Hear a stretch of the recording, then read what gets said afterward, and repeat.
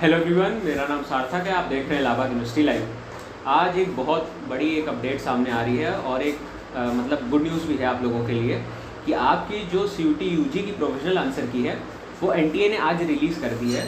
और ये आपको ऑफिशियल इन्होंने एक नोटिस निकाली है जिसमें इन्होंने कहा है कि आपको ये आज से लेके 11 तारीख तक कि आपका प्रोविजनल आंसर की चेक करने का एक पोर्टल जो होता है वो ओपन रहेगा। अब प्रोविजनल आंसर की क्या होती है, इसमें आपको क्या करना पड़ता है, ये पूरी चीज़ मैं आपको इस वीडियो में बताऊंगा। तो शुरू से लेकर एंड तक वीडियो को देखिएगा। और आप लोगों से स्टार्टिंग में एक रिक्वेस्ट है कि हमारे चैनल को सब्सक्राइब कर लीजिएगा और बेल आइकन दबा दीजिएगा, जिससे आपको ऐसी ही अपडेट और मिलती रहे।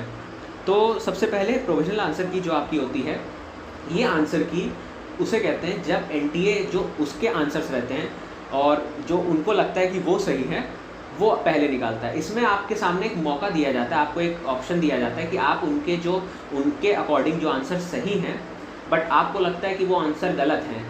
देखिए, NTA भी एक मशीनरी है जो मतलब मे बी आपको तो पता ही है कि ज़्यादातर गलत ही चीज़ें अभी उनकी तरफ से हो रही हैं।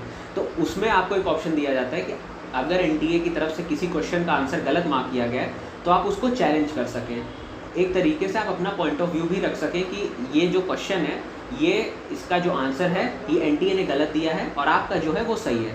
तो इसके लिए प्रोविजनल आंसर की आती है। इसमें आपको जो भी आपके आंसर्स हैं वो और जो NTA के आंसर हैं, अगर वो आपको लगते हैं कि NTA के आंसर गलत हैं और आपका सही है तो आप उसको चैलेंज कर सकते हैं। पर क्वेश्चन जो चैलेंज करने की जो फ़ीस है वो आपकी 200 रुपीज़ है।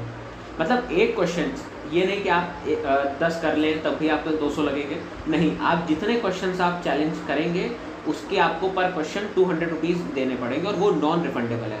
Non refundable in the sense कि अगर आपका क्वेश्चन सही भी रहता है, अगर सपोज़ करिए कि आपने जो मार्क किया था वही सही आंसर है, NTA की तरफ से गलती हुई है तो भी आपको रिफ़ंड नहीं आएगा, या आपका गलत है तो भी नहीं।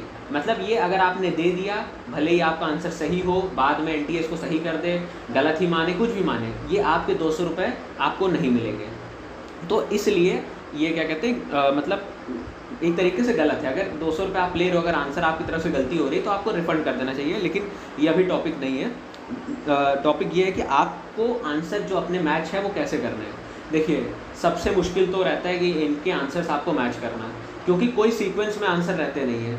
आपके हर जो भी सब्जेक्ट है हर की अलग आंसर की आएगी। एक जो आपको क्वेश्चन ID रहेगी, क्वेश्चन ID के साथ आपका जो उसका सही ऑप्शन है उसकी ऑप्शन ID रहेगी, 2 रहेगा, एक क्वेश्चन ID और एक 4 अलग अलग आपकी ऑप्शंस ID। तो आप सबसे पहले क्या करिएगा, मैं आपको एक तरीका बता रहा हूँ इसका, जिससे आप भी कन्फ्यूज ना हो। आप अगर आपके पास 2 फ़ोन है तब ठीक है, नहीं है तो आप एक रफ कॉपी ले लीजिए और उसमें सबसे पहले आप जो क्वेश्चन ID है बाकायदा हर सब्जेक्ट का अलग अलग आप डेडिकेटेड एक पेज बनाइए और हर पेज में जो भी सब्जेक्ट है आप उसका ऑप्शन क्वेश्चन ID लिखिए सबसे पहले, और फिर जो आपने जिस ऑप्शन को सिलेक्ट किया था वो ऑप्शन ID लिख लीजिए। फिर उसके बाद ऐसे करके सब आप लिख लेंगे। फिर आप निकालिए एट दी एंड आंसर की, और आंसर की से आप मैच कर लीजिए। तो आंसर की आपको ये भी पता चल जाएगा कि आपका कौन सा क्वेश्चन आपको चैलेंज करना है, ये भी आपको पता चल जाएगा कि आपको जो लगता है कि वो क्वेश्चन सही है बट NTA ने गलत किया है, तो वो भी आपको एक तरीके से पता चल जाएगा। वरना क्योंकि इनके जो आंसर की मैच करने का आप अगर देखेंगे तो अभी आपको पता चलेगा बहुत हेक्टिक है, आप परेशान हो जाएंगे कि एक क्वेश्चन नहीं मिल रहा, 2 नहीं मिल रहा। तो इसके लिए मैंने कहा, क्योंकि सीक्वेंस ऊपर नीचे होता है, तो इसलिए आप परेशान मत होइएगा कि आप सोचें कि क्वेश्चन ही नहीं मिल रहा है, ये इसका कहाँ है। तो आप आराम से एक एक सब्जेक्ट की आंसर की और जो आपने क्वेश्चन मार्क की वो अच्छे से मतलब ओपन करके देखिएगा, क्योंकि 200 रुपये भी आपके वेस्ट नहीं जाने चाहिए। अगर आपको लगता है कि हाँ ये सही है तो आप बिल्कुल आप अपना जो भी आप चैलेंज करना चाहते हैं क्वेश्चन वो आप चैलेंज कर सकते हैं एज़ यूजुअल। देखिए, ये मैंने आपको लास्ट वीडियो में बताया था कि जो आपका प्रोविजनल आंसर की है आपकी 15 तारीख तक आने की उम्मीद थी कि 15 के आसपास आएगी। ये भी था कि 15 से शायद पहले भी आ सकती है, बट ये तो काफ़ी पहले आ गई है। तो आप ये मान के चल सकते हैं कि आपका 11 तारीख तक तो प्रोविजनल आंसर किया है। हाँ, दूसरी चीज़, अभी साइट NTA की नहीं चल रही है, जहाँ तक है मैं भी ओपन करके अभी देखा था, साइट आपकी नहीं चल रही है। तो काफ़ी सारे बच्चे क्या कहते हैं, परेशान हो रहे होंगे कि भैया साइट तो चल नहीं रही है तो मैं कैसे देखूं। तो परेशान मत होइए, अगर साइट नहीं चल रही है, अगर आज आपका पूरा दिन अगर जाता है तो ये मान के चलिए कि हो सकता है कि आपकी जो आंसर की प्रोविजनल आंसर की देखने की डेट है, चैलेंज करने की डेट है, वो मे भी बढ़ सकती है। मे भी मैंने कहा है, इसको ये मत मान के चलिएगा कि बढ़ेगी। इसलिए बढ़ेगी क्योंकि आपका सर्वर एक तो क्रैश कर गया, टाइम भी नहीं। अगर कायदे से अगर एक देखा जाए तो आपको प्रॉपर टाइम मिलना चाहिए, लेकिन अब उस प्रॉपर टाइम में आपका जो साइट है वो चल ही नहीं रही है, तो फिर उसके लिए मे बी NTA टाइम बढ़ा सकता है। अब आपकी 11 तारीख तक आपका टाइम है प्रोविजनल आंसर की का। प्रोविजनल आंसर की के बाद आपको अपने मार्क्स फाइनल आंसर की आएगी। फाइनल आंसर की में फिर आपको आपके मार्क्स फाइनली पता चल जाएंगे, जो आपके क्वेश्चंस हैं कितने सही कितने गलत हैं। फिर उसके बाद अब आपका रिजल्ट आएगा, उसमें नॉर्मलाइज स्कोर आपका रहेगा। तो अपना जो रिज़ल्ट है आप देख सकते हैं। अभी आप ये मान के चलिए कई सारे क्वेश्चन जो रहते हैं वो काफ़ी गलत रहते हैं। कई सारे क्वेश्चंस में ये रहता है कि क्वेश्चन ही गलत हो जाता है पूरा का पूरा, तो उसमें ये रहता है कि सबको मार्क्स मिल जाते हैं, ये भी रहता है।